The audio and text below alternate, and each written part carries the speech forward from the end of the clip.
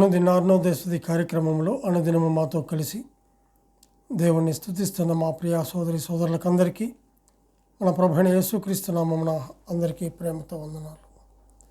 ఉదయకాలం మన ధ్యానాంశము ఆయనను స్తుతించుడి. పరిశుద్ధ గ్రంథమైన బైబిల్లో నుంచి 100వ కీర్తన 1వ వచనం.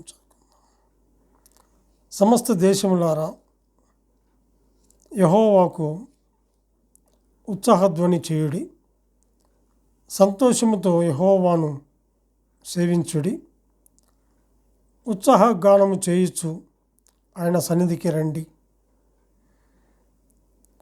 యెహోవాయే దేవుడని తెలుసుకొనుడి, ఆయనే మనల్ని పుట్టించెను, మనము ఆయన వారము, మనము ఆయన ప్రజలము, ఆయన మేపు గొర్రెలము అని చెప్పి చూస్తుంటాం. చదివినటువంటి లేఖన భాగంలో ఈ యొక్క కీర్తనలో సమస్త దేశములారా యెహోవాకు ఉత్సాహధ్వని చేయుడి అని చెప్పి చూస్తుంటున్నాం. ఈ కీర్తన స్తుత్యార్పణ కీర్తన అని మాత్రము పైన వ్రాయబడి ఉంది. దేవుణ్ణి స్తుతించుటకు అన్ని దేశముల వారికి పిలుపు ఇవ్వబడింది. ప్రతి దేశము అందులో ఉన్న ప్రజలు యెహోవాను స్తుతించాలి. ఎందుకనగా 3వ వచనంలో మనం గమనించినట్లయితే యెహోవాయే దేవుడని తెలుసుకొనుడి, ఆయనే మనల్ని పుట్టించెను, మనము ఆయన వారము అని చెప్పి చూస్తుంటాం. మనల్ని మనమే సృజించుకోలేదు, కానీ ఆయనే మనల్ని పుట్టించాడు. అందును బట్టి మనం ఆయన స్తుతించాలి. యెహోవాయే దేవుడు కాబట్టి సమస్త దేశములు ఆయన స్తుతించాలి. భూమి మీద దేవతలను అనబడిన వారు, ప్రభువులు అనబడిన వారు అనేకులు ఉన్నారు. అయితే ఆకాశమందైనను భూమి అందైనను దేవతలు అనబడినవి ఉన్నను మనకు ఒక్కడే దేవుడు,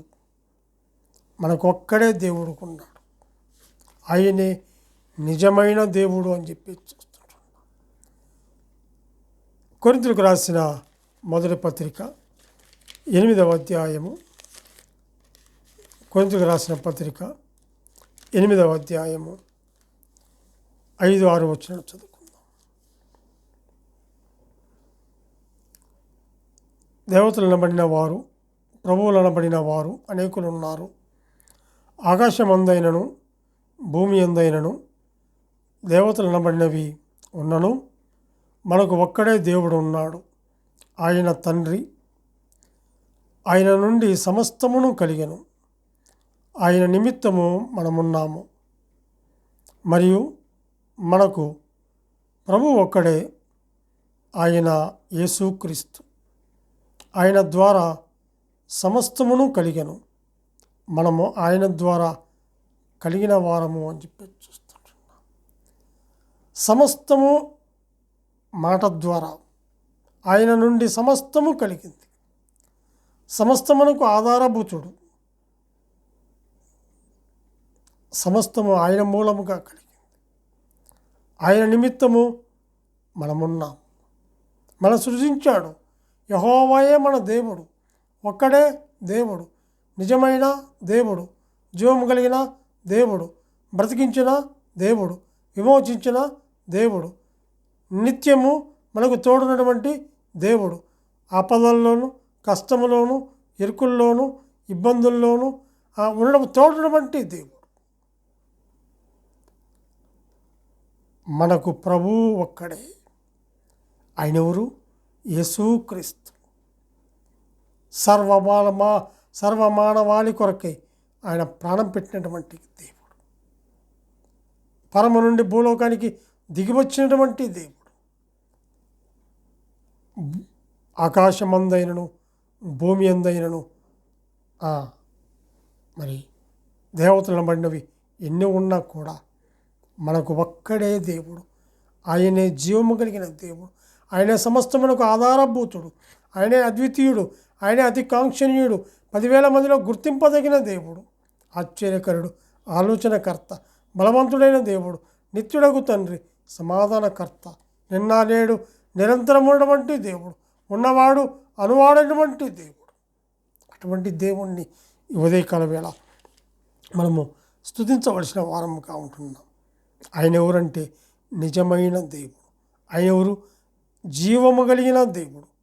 కాబట్టి ప్రతి దేశము, ప్రతి ప్రజ కూడా ఆయన్ను స్తుతించినట్లుగా మనం చూస్తుంటున్నాం. యెహోవాయే మనల్ని పుట్టించను కాబట్టి సమస్త దేశములు ఆయన స్తుతించాలి. ఏ దేవుడైతే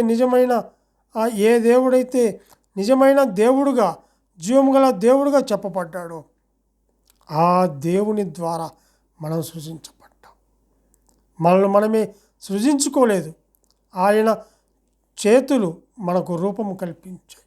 119వ కీర్తన 73వ వచనంలో మనం చూసినట్లయితే 119వ కీర్తన 73వ వచనం, నీ చేతులు నన్ను నిర్మించి నాకు రూపు ఏర్పరచెను. నేను నీ ఆజ్ఞలను నేర్చుకున్నట్లు నాకు బుద్ధి దయచేయము అని చెప్పి చూస్తుంటున్నాను. అవును, ఆయన చేతులు నిర్మించాయి. రూపం ఇచ్చింది ఆయనే, ఈ ఆకారం ఇచ్చింది ఆయనే, ఈ ఆరోగ్యం ఇచ్చింది ఆయనే, ఈ బ్రతుకు ఇచ్చింది ఆయనే. కాబట్టి ఏంటంట అక్కడ గమనించండి, నేను నీ ఆజ్ఞలు నేర్చుకున్నట్లు. ఆయన ఆజ్ఞలు, ఆయన కట్టడలు ఎంతో విలువైనవిగా ఉన్నాయి. అవి నేర్చుకొని వాటి ప్రకారం మనం జీవించవలసిన నాకు బుద్ధి దయచి. అవును, ఆయన బుద్ధిని దయచేసేవాడు, ఆయన జ్ఞానం ఇచ్చేవాడు, ఆయనే బలమునిచ్చేవాడు, ఆయన ఆరోగ్యం ఇచ్చేవాడు, ఆయనే శక్తినిచ్చేవాడు, ఆయనే నన్ను నడిపించేవాడు. అటువంటి దేవాతి దేవుని నిజమైన దేవుడు. కాబట్టి ఆయన మనం స్తుతించాలి. ఆయన చేతులు మనకు రూపమును ఏర్పరిచి అందును బట్టి ఆయన మనం స్తుతించాలి. 139వ కీర్తన 13వ వచనంలో కూడా మన అంతరింద్రియములను నిర్మించినవాడు, అందును బట్టి ఆయన స్తుతించాలి.